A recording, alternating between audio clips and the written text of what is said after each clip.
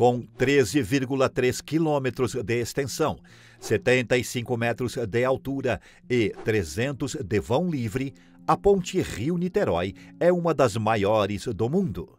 E desde a sua criação até sua abertura, foi um desafio tremendo de engenharia, pelos inúmeros requisitos que teve de alcançar e problemas a resolver, como seu balanço de 60 centímetros para baixo e para cima, que fez a estrutura ser interditada diversas vezes.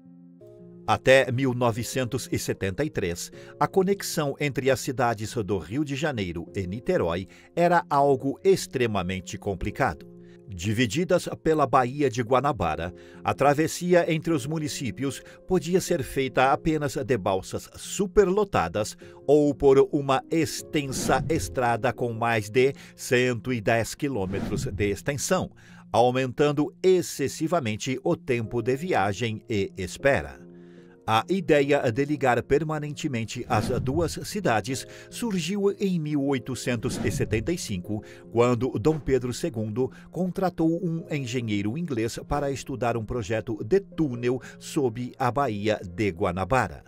No entanto, devido às limitações tecnológicas da época, o projeto era considerado extremamente ambicioso e não foi adiante. Somente em 1963, com a criação de um grupo técnico, a ideia começou a ganhar força com uma retomada pelo então ministro dos Transportes do governo Costa e Silva, Mário Andreassa. O projeto da Ponte Rio-Niterói foi dividido em consórcio envolvendo duas empresas. A Noronha Engenharia, sediada no Rio de Janeiro, foi responsável pelo desenvolvimento dos acessos à estrutura nas duas cidades. Já a empresa norte-americana Aço Irmo ficou encarregada do projeto da estrutura principal da ponte. A sua construção foi um desafio, em que exigiu o uso predominante de concreto protendido, com a estrutura da ponte sendo composta por aduelas conectadas por cabos de aço em reboques. A partir dessas e outras tecnologias avançadas e conhecimentos especializados, os engenheiros enfrentaram os empecilhos ao longo do processo de construção da ponte, tendo que lidar com as fortes correntes da Baía de Guanabara, o impacto dos ventos e, por incrível que pareça, até mesmo o risco de terremotos. Assim, técnicas de construção foram empregadas para garantir a solidez dos pilares, com fundações profundas que foram construídas, ancoradas em estruturas de concreto reforçado e estacas de aço de qualidade, garantindo uma base sólida para suportar as cargas verticais e laterais com durabilidade. Outro dos maiores desafios enfrentados no projeto foram as exigências das autoridades portuárias e aeronáuticas. Eles solicitaram que a parte central da construção tivesse uma largura mínima de 300 metros e uma altura de 60 metros para a passagem de navios, além de uma altura máxima de 75 metros para também não interferir no tráfego aéreo da região. Essas especificações deixaram apenas uma possibilidade de 15 metros para trabalhar nas rampas e na espessura estrutural da ponte, o que seria praticamente impossível utilizando apenas concreto. Assim, para resolver esse problema nos vãos centrais, enormes estruturas de aço foram produzidas na Inglaterra e transportadas em módulos por navios. Módulos esses que foram instalados diretamente sobre os pilares da ponte, que já haviam sido preparados para a conexão entre o concreto e o aço por meio de longarinas e aduelas especiais. A estrutura da ponte foi projetada para permitir a travessia de ponta a ponta internamente, facilitando a manutenção e possibilitando atualizações tecnológicas importantes, algo que foi muito importante para o futuro. As fundações dos trechos sobre o mar foram executadas com ilhas flutuantes que possuíam usinas de concreto integradas, que realizavam a perfuração dos pilares utilizando o sistema de camisas metálicas para conter a água externa. Durante a concretagem da ponte Rio-Niterói, foi adotado um método ascendente, ao qual consistia em preencher as estacas de fundação de baixo para cima. Procedimento esse que permitiu que o concreto expulsasse a água e mantivesse a resistência das estacas.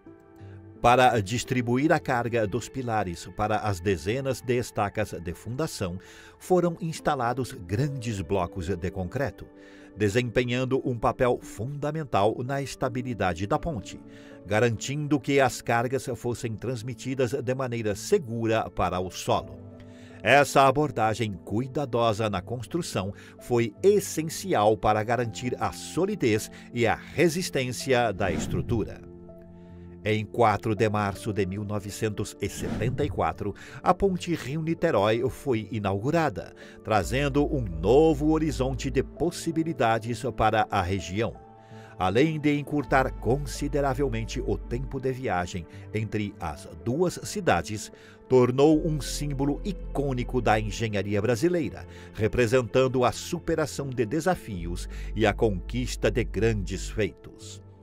Nas primeiras 24 horas após a inauguração, mais de 20 mil veículos fizeram o percurso de uma cidade a outra pela estrutura. E estava tudo dando certo. Mas, quando os dias de ventos fortes chegaram, a oscilação assustava os usuários, com uma variação de mais de 60 centímetros para cima e para baixo, movimentando cerca de 1,2 metros.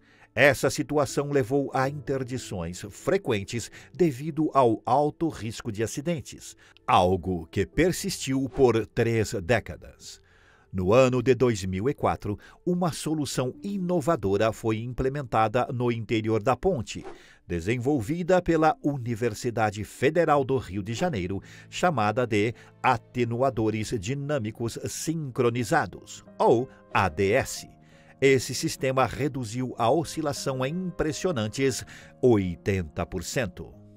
O ADS consiste em uma estrutura de molas e contrapesos que absorvem as movimentações da ponte, anulando a frequência de oscilação. Por exemplo, quando a ponte oscila para baixo, os contrapesos movem-se para cima e vice-versa, seguindo essa orientação. A tecnologia proporcionou uma significativa melhoria na segurança e conforto dos usuários da ponte Rio-Niterói, tornando as travessias mais estáveis mesmo em condições adversas, não só de vento. Em novembro de 2022, um navio à deriva colidiu com a ponte no fim da tarde, e o sistema ADS, apesar de ser um equipamento vertical, diminuiu consideravelmente a instabilidade que a ponte sofreria neste caso. Após o acontecimento, a Rio-Niterói foi fechada para inspeção e liberada cerca de 3 horas depois para uso. Muito se comenta sobre a decisão de construir a ponte Rio-Niterói em uma curva em vez de uma linha reta, mas isso pode ser atribuído a 2 razões principais. A primeira é facilitar a execução dos acessos nas 2 cidades, permitindo uma integração mais eficiente com as vias já existentes, sem precisar de mais custos para novas obras. A segunda razão é que o traçado da ponte seguiu os pontos de menor profundidade da Baía de Guanabara, evitando a necessidade de estruturas de fundação mais profundas, que encareceria o projeto de 10 bilhões de reais nos valores atuais. Embora tenha sido considerada a 2ª maior ponte do mundo por algum tempo, perdendo apenas para a ponte do lago Pontchartrain, nos Estados Unidos, a ponte Rio-Niterói desceu dessa posição com a construção da ponte Pyongyang, na Malásia. com risco de ficar ainda para trás até no nosso país, com o projeto da Ponte Salvador-Itaparica, que mesmo com 12,4 quilômetros totais, possui uma estrutura sobre o mar que é maior que a da Ponte Rio-Niterói. A construção da ponte envolveu a utilização impressionante de recursos. Foram utilizados mais de 550 mil metros cúbicos de concreto, 30 mil toneladas de aço, 234 toneladas de resina epóxi e 32 mil metros cúbicos de concreto asfáltico. Se os sacos de cimento utilizados na ponte Rio-Niterói fossem empilhados, teriam uma altura que ultrapassaria mais de 800 vezes a altura do Burj Khalifa, o maior prédio do mundo. Esses números impressionantes demonstram a magnitude da construção e a quantidade de materiais necessários para a criação dessa importante infraestrutura que conecta o Rio de Janeiro e Niterói, facilitando o deslocamento de milhares de pessoas diariamente. Sabe o que é isso aqui? É o interior da Ponte Rio-Niterói. Estou embaixo do vão central. A ponte comemora 50 anos. Eu recebi um convite especial. O acesso ao interior da ponte é por essa escada que só entra com a autorização da concessionária Ecoponte e com uso obrigatório de capacete. Descendo agora aqui as escadas para chegar no vão central da Ponte Rio-Niterói, rapaz. Vou rodar aqui, vocês vão ver. Esse visual, ó. Estamos aqui literalmente embaixo da Ponte Rio-Niterói. Esta única do Rio de Janeiro. Olha que espetáculo. Por meio dessa escadinha, a gente entra dentro da ponte Rio-Niterói e a partir de agora começamos a contar um pouco da história. Esse aqui é o interior da ponte Rio-Niterói. A gente passa aqui por cima, vocês conseguem observar o barulho. Em cima onde a gente passa, a estrutura que tem. As paredes, ferro para tudo quanto é lado. Uma estrutura enorme. Tem uma ponte que a gente está caminhando sobre ela, pode acompanhar aí. E a gente está embaixo do vão central da ponte Rio-Niterói. O maior vão livre de pontes do mundo. Mais de 300 metros de comprimento. A gente está andando por ele, bem baixo. Um outro fato curioso é que em determinados momentos parece que a gente está andando dentro de um navio e não por dentro de uma ponte. E tem muita coisa escrita, né? Vocês veem os números, algumas inscrições de vistorias que foram feitas. E esse espaço aqui é o que mais chama a atenção dentro do vão central da ponte. Você se lembra do vídeo que circula nas redes sociais da ponte Rio-Niterói balançando lá no final da década de 90? Pois é, graças a essas molas aqui, ó, que estão trabalhando, isso não acontece mais. Estou aqui com a Patrícia Espinosa, que é a coordenadora de engenharia da ponte Rio-Niterói, para explicar um pouco essa obra. Como eu falei, na década de 90 balançava muito a ponte de Niterói, mas graças ao trabalho da COP, o problema foi resolvido, né, Patrícia? Exato. Antigamente, a uma velocidade do vento de 50 a 60 km por hora, a gente tinha uma oscilação do vão central de 0,60 centímetros para cima e 0,60 centímetros para cima e 0,60 centímetros para baixo. A COP, no ano de 2000, começou a fazer alguns estudos para ver qual tipo de sistema poderia reduzir essa oscilação. Então, em 2004, houve a implantação desse sistema de atenuadores dinâmicos sincronizados, que são os responsáveis por reduzir em até 90% da oscilação. Hoje, essa oscilação chega a 0,10 centímetros, ou seja, algo imperceptível. O ferro para construir a ponte Rio-Niterói veio da Inglaterra.